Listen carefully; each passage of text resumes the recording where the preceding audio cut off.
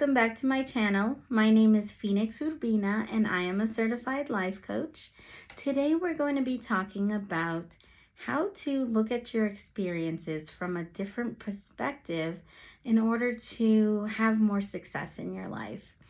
I talk about this with a lot of my clients. The concept is, how do you look at your experiences?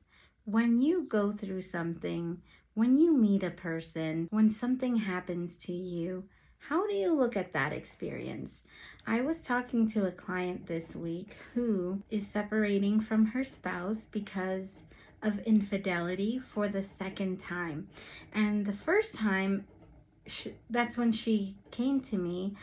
It was about 7 months ago, and she thought that she had caused this person to cheat on her because she was negative and also she wasn't doing her best. She wasn't trying her best. She said she had anger issues.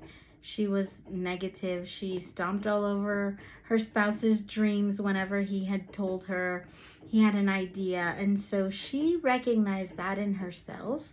So the first time this happened to her, she looked at it as an opportunity to grow herself or to work on herself because she loved this person. She wanted to make it work.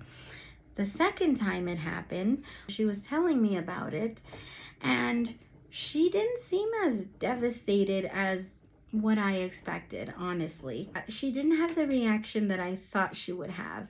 I thought she would be devastated.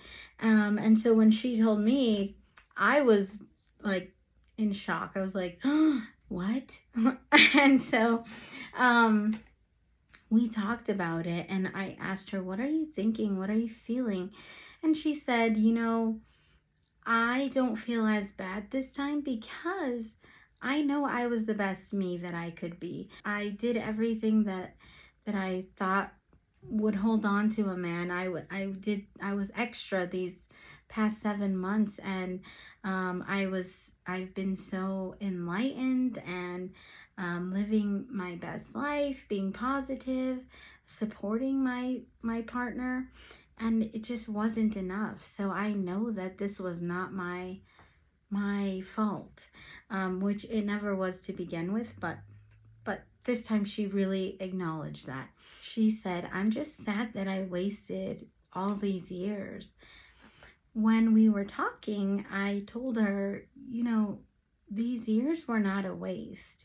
What are some of the things that you learned from marriage? What are some of the things that you learned about yourself? What are some of the takeaways? And she immediately said, well, I learned how I don't want to be treated. I learned that I deserve so much more. I learned that I don't want to be lied to. I don't want to be made a fool of. I don't want to be disrespected ever again. And so we took this one step further, and I said, so what does that look like for you? And she said, well, I know that I don't ever want to be lied to. I want to be cared for. I want to be respected. I want to be, she said a few things, but there were 5 total qualities that she said were going to be her bare minimum way of being treated by anybody, sister, brother, spouse, future partner, whoever, friends. And she said, I just feel like I'm so much stronger. And this is the example that I wanted to give because so many people hold on to experiences and also people for dear life. It's hard to let an experience go once you've experienced it, especially if it's a painful experience. A lot of my clients really talk about one particular experience or a few particular experiences that they just cannot let go of. I also have clients who are in toxic relationships, and it's very hard to let go of this person even though they know they are not being treated great, even though they know their peace of mind is not the what they would like it to be. I shared this experience with you so that you can ask yourself, what can I take away from certain experiences that I've lived? What can I learn? If all of us can learn to take the lesson, the wisdom, the knowledge from an experience as a way of making ourselves better, and then letting go of the actual experience, we wouldn't have feelings such as resentment, anger, bitterness, sadness. We could move forward. We can use experiences to propel us forward, to really become the best version of ourselves. Now, with my client, we talked about how she's fairly young. So we talked about if she were to live to 80 years old, she hasn't even lived a quarter of her life. And so we talked about how this experience could give her that self-worth, a lot of other lessons that we talked about. She can take these with her for the next 50 years of life. She can take this with her into next week, into next year, into the next 50 years of her life. And that wisdom she could also pass down to future generations. She can pass those down to her children. She knows the red flags now of a harmful relationship. She knows how to choose a better partner if that's what she wanted in the future, and what to look for in a spouse. So if we can extract the lesson, the wisdom, the knowledge in every experience, we would continue to evolve and become the best version of ourselves with every single experience that we go through. And I think that's what life is meant to be like. I don't think we're meant to dwell on every experience and replay it in our head. And I don't think we're supposed to hold on to that one person that is doing us harm. I think we're supposed to let things go easily. I think we're supposed to learn our lesson, extract the knowledge, and then move forward in our lives. A lot of us are stuck. A lot of us just cannot move on. Some of us let the experience truly damage us.